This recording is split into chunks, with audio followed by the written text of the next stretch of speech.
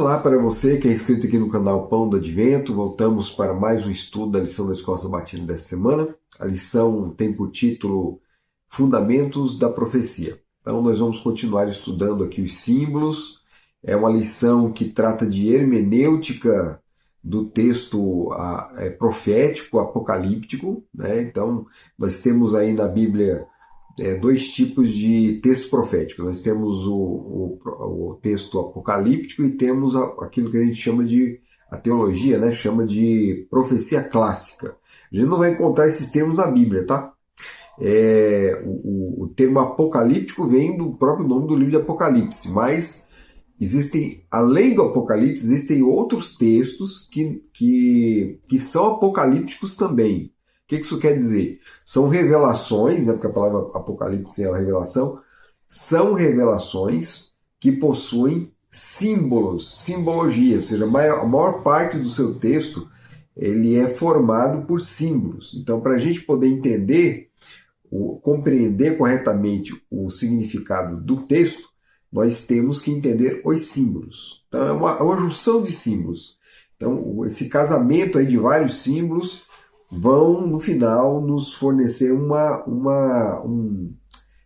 informação, uma revelação, um acontecimento, seja presente ou futuro, tá? Pode ser presente também, dos dias do profeta, quando ele teve a visão, mas geralmente para o futuro, né? Porque quando o texto, né, o conteúdo é divulgado, ele é anunciado pelo anjo, que relata as coisas a João, ele fala assim, olha, essas coisas aqui são para que vocês saibam que em breve irá acontecer, né? As coisas que estão para acontecer no futuro. Então, a maior parte daquilo ali ia acontecer no futuro. Tá? Nós temos aí no estudo das profecias, nós temos algumas escolas de interpretação. Existe a preterista, existe a futurista, existe a espiritualista, se não me engano, e existe a historicista. Nós estamos passando para vocês aqui o ponto de vista, né, a visão historicista desses textos aqui. Então, a visão historicista dos próprios símbolos, tá? Porque dentro do preterismo também, às vezes, se busca um significado diferente do símbolo, tanto no preterismo como no futurismo, e isso acaba nos levando a interpretações equivocadas. E se você trata tudo de forma espiritualista, né, de forma totalmente alegórica, acreditando que aquilo ali pode se aplicar a qualquer momento, não é exatamente uma profecia, uma revelação do futuro, aí também perde também todo o sentido, porque o próprio texto declara. Por exemplo, quando o anjo fala com o João, fala assim, olha, essas coisas, vou mostrar essas coisas para você, as coisas que em breve irão acontecer. Então, ele está falando de eventos, né, de eventos reais, mas descritos de forma simbólica. Tá? Então, vou dar um exemplo aqui. O texto fala assim, ó, vocês passarão por uma perseguição de 10 dias, né? Vocês sofrerão, é mais ou menos assim o texto. Uma perseguição de 10 dias. Aí, tudo bem. Perseguição aqui não é exatamente um símbolo. Tem um cachorro latindo, provavelmente isso vai sair no áudio aqui, né? O último vídeo tinha um cachorro, que acho que era o cachorrinho aqui, de casa mesmo aqui. Acontece que tem outros, cheio de cachorro nessa rua, então o som pega, o celular pega o som, né? Enquanto eu não tiver um microfone aqui só para pegar só a minha voz, infelizmente vai acontecer isso aí. Eu não consigo na hora da edição tirar o som do cachorro também. Mas vamos lá.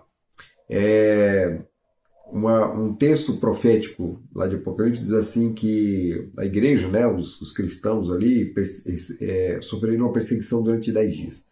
Então a perseguição, ela não, a própria palavra perseguição ali não tem como você tratar como sendo simbólica.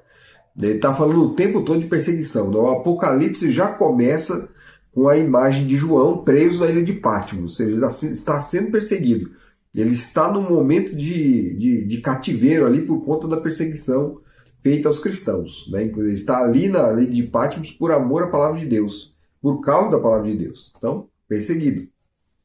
E esse elemento, né, a perseguição, ela vai continuar ali presente ali até o fim, só vai acabar quando chega o juízo final mesmo, ali, o último momento, a partir do capítulo 20 Mas até no capítulo 20 não há uma perseguição, mas existe ainda um conflito.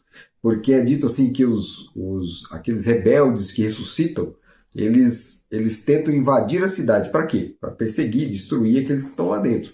O objetivo é esse, tomar a cidade. Então, até aquele momento, a perseguição está presente. Mas quando você lê lá 10 dias, aí os 10 dias da perseguição é uma coisa para ser pensada.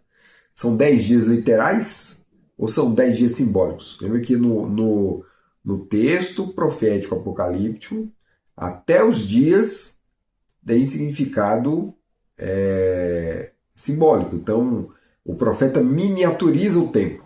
Então, um tempo grande ele põe e diminui. Ao mesmo tempo, 10 ali, ele também tem que ser compreendido dentro da cultura judaica, né, o significado do 10. O 10 geralmente é associado ao mínimo, né, ao mínimo que se pode chegar. Por exemplo, a gente fala lá de Abraão, por exemplo, a gente lembra de Abraão conversando com Deus, né, com Jesus, e ele fala assim, olha, mas se houver 50 pessoas lá em Sodoma que são fiéis, por amor dos 50 não vou destruir a cidade. Aí depois, se tiver 45, aí por amor dos 45 não vou destruir. Se tiver 30, aí por amor dos 30 não. Aí quando chega no 10, e se tiver 10, se tiver 10 não vou destruir a cidade. E acabou a conversa. A conversa acaba ali no 10, porque o 10 é o mínimo, né? Então você encontra o 10, você encontra até no nome de Jesus, o Iod lá que aparece no nome de Jesus até no nome de Deus, né, o nome sagrado de Deus, o Iod que aparece, é o número 10. É o 10 que aparece ali no nome sagrado de Deus. Né? Então você tem o 10 presente em vários momentos e 10 dias aqui seria o mínimo de perseguição. Por quê? Por que o mínimo aqui nesse momento? Aqui? Porque lá na frente vai surgir um período maior, com uma perseguição maior. Então aqui, olha, isso aqui, ele está querendo dizer assim, olha, isso aqui é só o começo, tá? Vai vir coisa pior aí depois. Então durante 10 dias, ou seja, vocês vão sofrer perseguição. Mas aí a gente descobre que os 10 dias é uma miniatura, porque vai haver um outro texto bíblico explicando isso aí, dizendo assim que cada dia foi dado como um ano. Então os dias proféticos são anos. Então cada dia equivale a um ano. Então em vez de 10 dias são 10 anos. Então foram 10 anos de perseguição. Aí quando você estuda a história da igreja ali nos primórdios ali, pouco tempo depois do próprio apóstolo João, ela passa por uma perseguição, né, que dura exatamente 10 anos.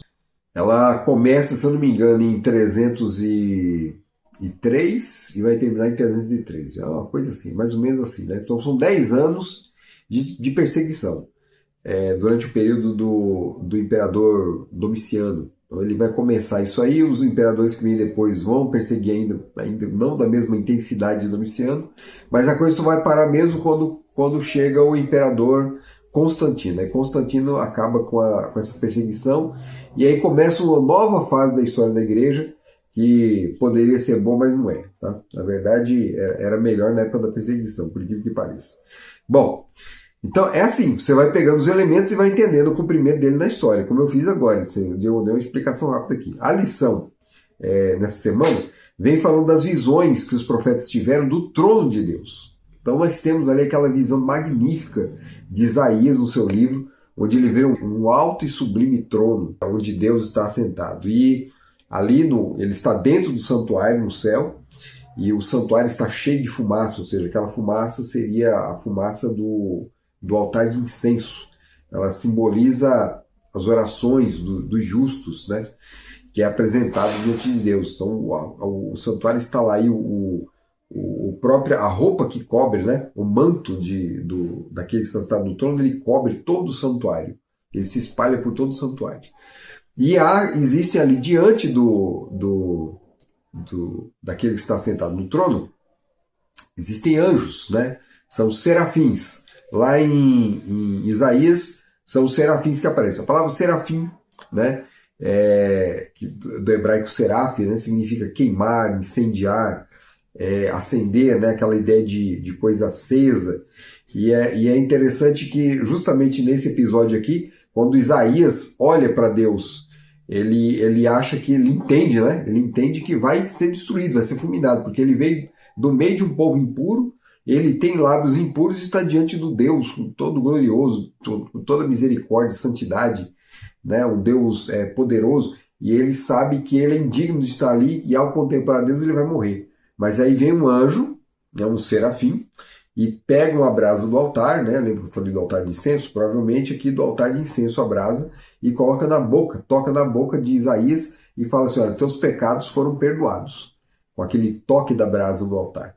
Então existe aqui uma mensagem de redenção, ou seja, ele, pecador, foi redimido, o seu pecado foi perdoado. Como? Por meio da brasa no altar, ou seja, nada que ele fez, não há nada que ele fez ali para ser redimido. O que houve, né, da parte dele foi um reconhecimento da sua pecaminosidade. Isso é importantíssimo para a salvação. Quando ele contemplou a Deus, ele percebeu a sua iniquidade e entendeu que deveria morrer. Mas aí o anjo vem, não é ele que faz nada, o anjo toca com a tenaz, com a pedra lá na boca dele, e aí ele é perdoado. Então, com o toque divino ali da pedra que queima, que deveria queimar os seus lábios, mas não, ao tocar ele não é queimado, ele é purificado, ele é redimido. Então você tem uma mensagem de salvação aqui. Ezequiel também vai ter uma visão do trono de Deus, é uma visão mais complexa do que essa, mais simbólica ainda, e ele vê ao redor do trono querubins. E aí tem uma coisa diferente nesses querubins aqui. Ele vê 4 querubins, e essa visão se assemelha muito com a do Apocalipse, mas tem umas diferenças, tá? Mas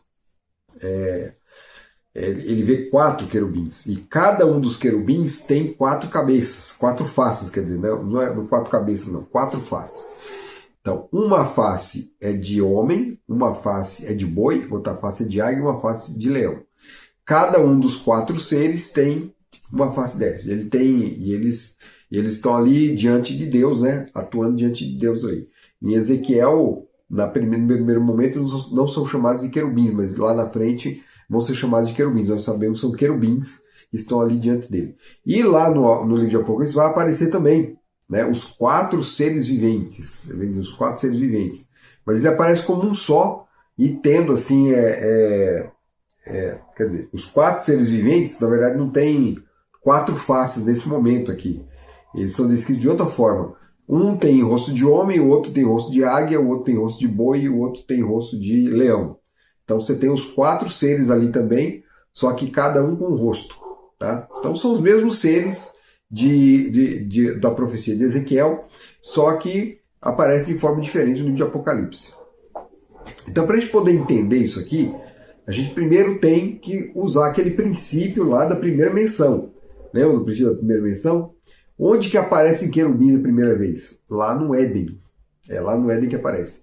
E lá no Éden, eles aparecem ali diante na saída do Éden, do Jardim do Éden, quando Adão e Eva são expulsos. Eles ficam ali de prontidão para impedir que eles possam entrar no jardim e comer do fruto da árvore da vida e serem pecadores eternos. Viverem em eterna vida de pecado. Ou seja, a vida eterna deles dependia de comer do fruto da árvore da vida. Agora eles estão impedidos de comer do fruto da árvore da vida.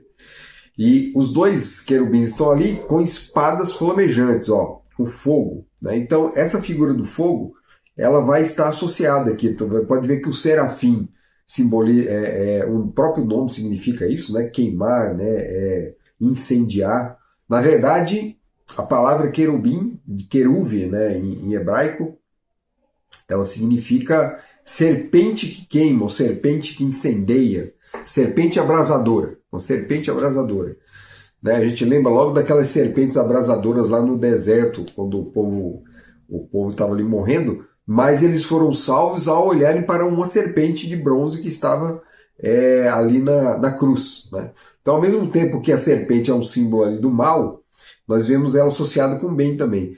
E é interessante notar que você tem o serafim que tem na mesma raiz, a palavra tem a mesma raiz para serpente, e Lúcifer, né, que não é chamado de serafim, mas de querubim, ele é expulso do céu e depois é chamado de serpente aqui na terra. Ele é chamado no livro de Apocalipse de serpente. Ele usa a serpente no Éden, e é chamado depois de serpente no livro de Apocalipse. Ele é a serpente que, na verdade, no próprio livro de Gênesis, quando fala da sentença que é dada para a serpente, quando se fala de serpente, não está falando mais do animal, né? Está se referindo ao ser que se utilizou do animal para fazer com que os nossos primeiros pais caíssem.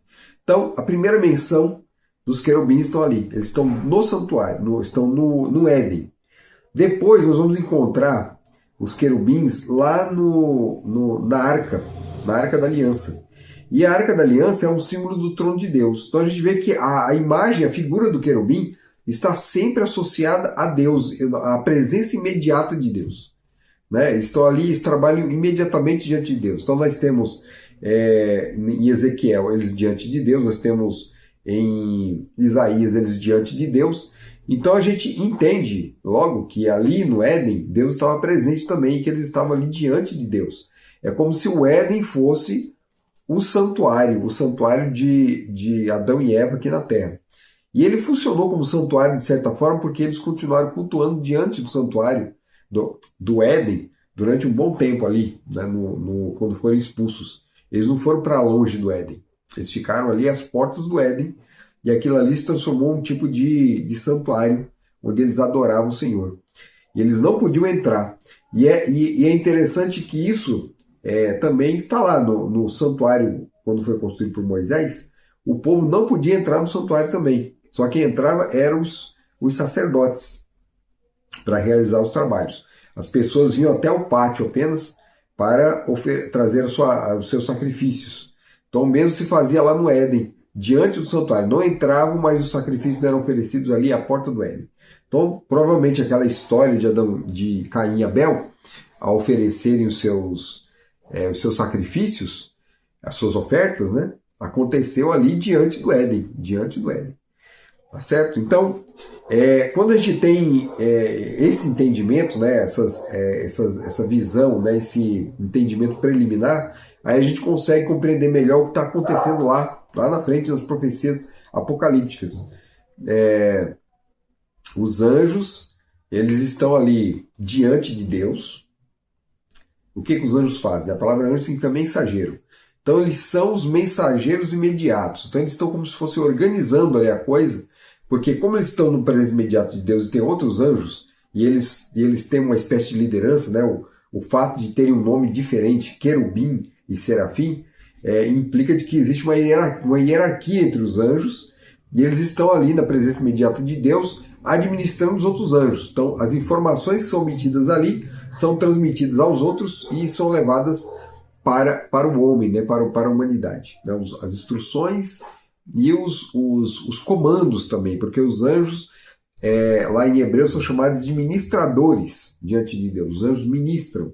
Então eles têm um trabalho também diante de nós. A Bíblia especifica alguns, mas pode ser que existam outros também. E então a gente não sabe a realidade, essa realidade em geral como funciona, mas a gente tem uma noção. Então quando os anjos aparecem ali, na visão apocalíptica, eles estão ali representando toda essa organização do céu. E é interessante, olha só, que isso de aparecer com o rosto de homem, cabeça de boi, de águia, na tradição judaica, quando a gente estuda, né, na lição mesmo menciona isso aí, cada tribo aqui, quando foi colocado o santuário aqui na terra, o santuário ficava no meio do arraial, ficava no meio, no centro ali.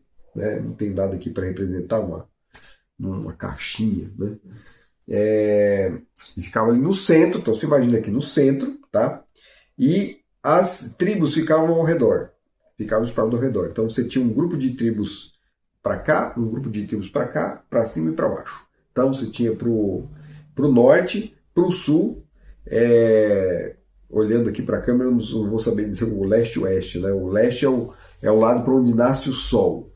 E o oeste é o lado onde ele se põe. Então tem o lado que nasce, o lado do oriente e o ocidente. E aí ficavam as tribos espalhadas ali. Então você tinha ao oriente, você tinha Judá, você tinha ao sul, você tinha Ruben, Efraim ao ocidente, e ao norte você tinha Dan. A tribo de Dan ficava ao norte. E é interessante notar que Judá ficava ao Oriente. Isso temos, né, quando a gente junta os textos bíblicos, a gente vai tendo uma noção melhor do que tudo isso significa, né? Já estava ali sendo demonstrado ali da onde viria o Messias. O Oriente sempre está associado ao Messias, ou à salvação, ou ao reino de Deus. Por exemplo, o Jardim do Éden foi colocado na banda do Oriente, né, para onde o sol nasce. Quando Jesus, por exemplo, fala da sua volta, ele fala: a volta do Filho do Homem será como um relâmpago, que sai do Oriente até o Ocidente. Então veja que a imagem do Oriente está lá. Quando lá o Apocalipse fala do anjo, o anjo que tem um selo, o anjo vem na direção do nascente do sol, ou seja, do Oriente. Então o Oriente está sempre associado à salvação, ao trabalho do Messias, ao próprio Messias.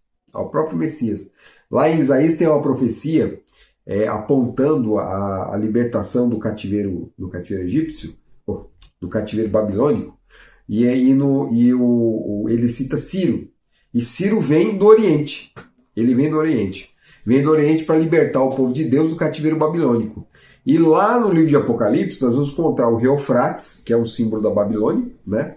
E os reis do Oriente, eles vão pelejar contra os reis do Ocidente. Então você vê de novo, é uma figura tomada lá de Isaías, né? O rei Ciro, né? Que na verdade não era rei sozinho, ele era junto com o rei da Pérsia, que são os reis. Então você tem ali os reis do Oriente vindos pelejar contra os reis do Ocidente, ou seja, a Babilônia espiritual, a Babilônia que nesse momento domina o planeta todo. Isso é uma visão para o futuro, tá? Eu estou citando aqui uma das pragas do Apocalipse, está lá no capítulo 16.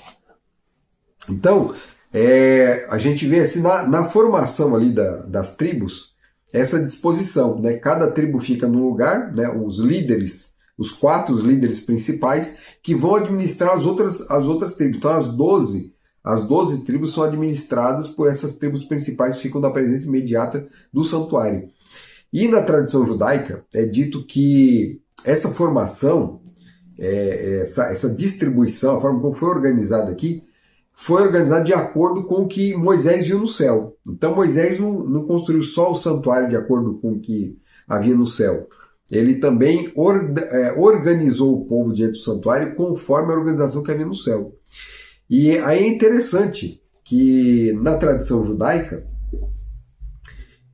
vem dizendo assim que cada tribo tinha uma bandeira, né? Cada tribo ali que estava ali diante do santuário, né, dessas 4 tribos principais, tinha uma bandeira. Então, por exemplo, a bandeira de Judá era o leão. E aí a gente lembra logo do texto de Apocalipse que fala, quando fala assim de João diante do trono, olha só, olha como tudo vai se encaixando. João diante do trono, né, ele vê um livro e não tem ninguém digno de abrir o livro. Mas aí alguém fala para ele assim: não, o leão da tribo de Judá. Aí ele ouve o leão da tribo de Judá. Olha só, leão da tribo de Judá. Leão e Judá. E na tradição judaica vem dizendo assim que Judá tinha uma bandeira e a bandeira dele havia um leão, né? Ruben era uma bandeira que tinha um homem, Efraim tinha um boi e Dan tinha a águia. Então cada um desses elementos estava associado a essas lideranças principais, que são os mesmos animais que aparecem na visão de Ezequiel, né?